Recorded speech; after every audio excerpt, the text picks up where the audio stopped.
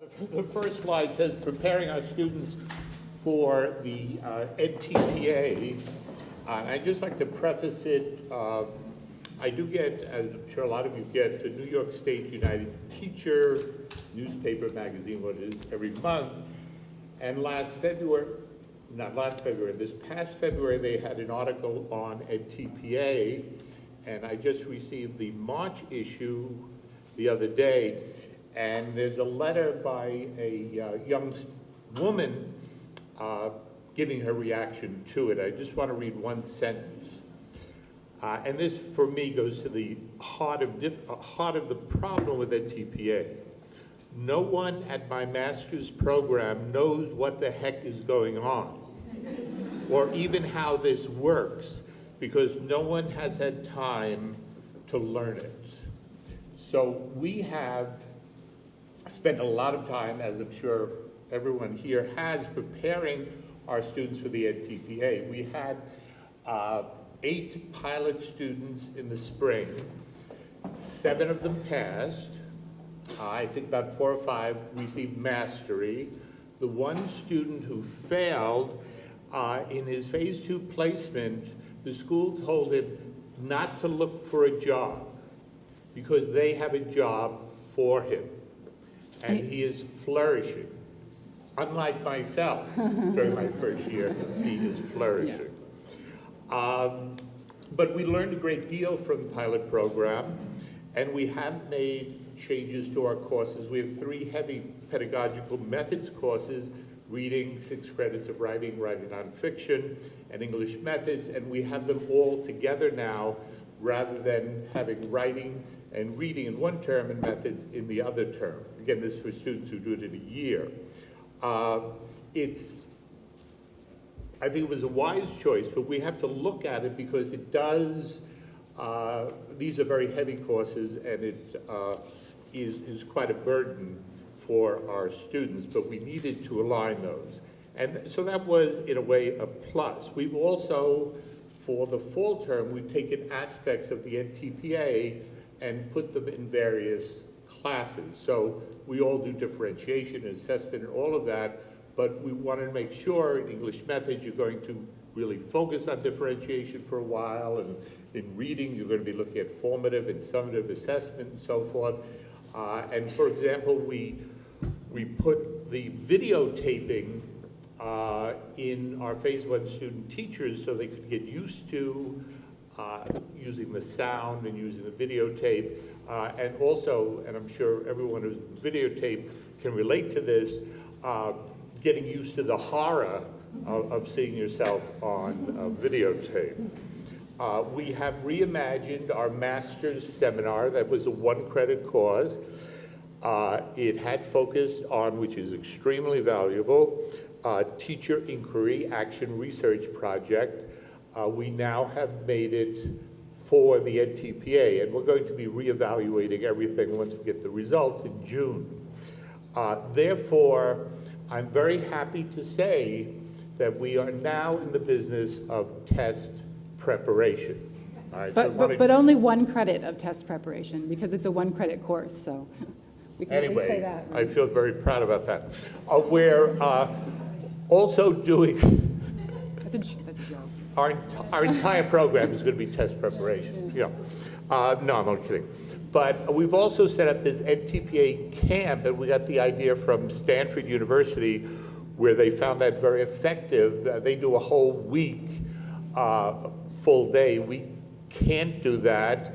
We're going to begin on St. Patrick's Day. I don't know if Maeve will be able to do that, or Kerry here. But to the 20th of March, and then on Friday we can't do it because they're turning off the electricity.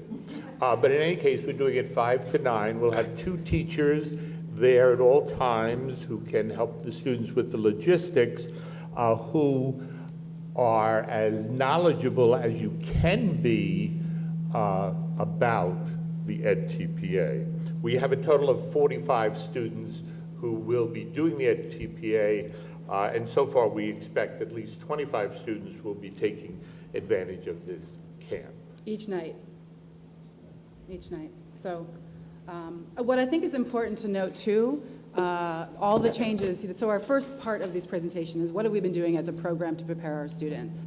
And so one of the things that we've been grappling with is, has been addressed in a lot of different ways, and we'll address it again as one of our concerns, is the timeline, of course. And the way that it was implemented in New York State is really essentially making us pilot it with the students who actually have to take this for real. And that's a problem. You know, we had 8 students in the spring, but those were 8 students who we, selected and asked nicely, and we made it a course, and we gave them credit, and we took them out for dinner, and we wrote them letters of recommendation from everybody under the sun, and they were fantastic, and they gave their heart and souls. And it didn't count for them for their certification, but they knew how important it was. And without those 8 pilot students, we would have no information to go on, or we would certainly be in a much worse place. We would have no pilot. We would have no models to show them, because there are no models out there of what this can look like. So our pilot students gave us 8 models that range from mastery, which is a 48 or above of the score, of their combined rubric score, to everywhere in between, and then one who didn't pass. And that's a really, really rich gift that they gave us, and we thank them virtually every day in emails. But we had to make a lot of choices after that pilot, based largely on what we learned from those students. And our students who came in that very next semester, starting in the summer of 2013, were the first cohort who are doing this now. So we put all of these changes in place over the summer. We started things off in the fall. We changed our methods course around. We reconfigured Master Seminar. And we don't really know if any of it's going to work. We won't know until this summer, when we can step back and look at the information and see, and hear from the students who are also giving us a lot of feedback along the way. So that is a problem, that we are piloting it with students who actually have to pass this for the certification. And we apologize to them frequently for that situation that they're in. Okay, we only actually have a few minutes, so I'd just like to, yes, Oh. seriously. So I'd like to jump to a few points just to make quickly that the edTPA keeps students responsible for the learning environment. They are accountable for that, but the learning environment is not theirs. It is their This is under our cooperating concerns. We skipped teachers', ahead to concerns now. classroom, and most of our cooperating teachers really have been very cooperative, but they have their own schedules, their own books, their own pressures within the school.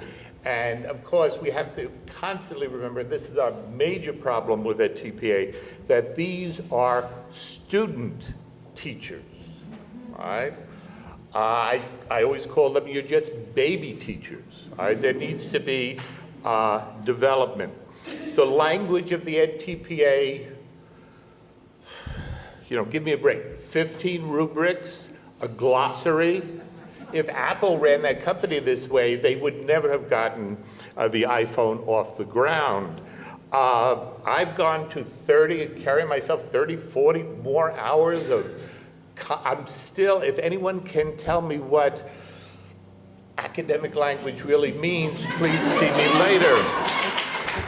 It took me a year and a half to put together a one-sheeter on academic language. A year and a half we spent distilling that into one handout for our students. Yes, we will send it to we will send it to people. Yeah, yes. It'll cost you $300. Yeah, exactly. We still don't know if we got it right, though. That's the problem, right? Our students are in this place, too, where they're spending so much time this semester trying to figure out if they're getting it right? The edTPA. Are they understanding what academic language means correctly? Do they understand what complex text means correctly? Are they showing these things correctly? And it's really casting a huge shadow over their student teaching experience. And they should be in their final phase of student teaching where they are learning. It's developmental. They're supposed to make mistakes. They're supposed to be supported by their cooperating teachers and us and their students. They're supposed to learn about students' social and emotional needs and how to communicate with parents without fearing failure and without struggling to get it right and have to write 50 pages to prove that they've gotten it right. It's a tremendous amount to ask of our students when they haven't finished learning yet. They haven't finished their education yet, and they're being asked to prove their knowledge of certain things that they just don't know. This is the edTPA, in the way that it's implemented now, is in the wrong place. It's assessing students on things that they are not, that many of them just, they don't authentically know yet. Can they figure it out? Yes. But is it an authentic assessment of their knowledge as beginning teachers? No, it's not. It's not, it's poorly timed for them in their development as teachers, we believe. We believe it should be, if they're doing something like this, should be between the initial, which is entry level, and the professional, which is advanced level. Also, the cost is a factor, $300. If they have to retake a part, that's another $100. I can envision students doing the $300, then they maybe have to do the whole thing over again, another $300, and maybe another task, $700 and up. 300 for the test. For a new test, yeah, 300, then if they have to redo the And if they want to challenge their original score because they think they were unfairly scored, that costs them $200.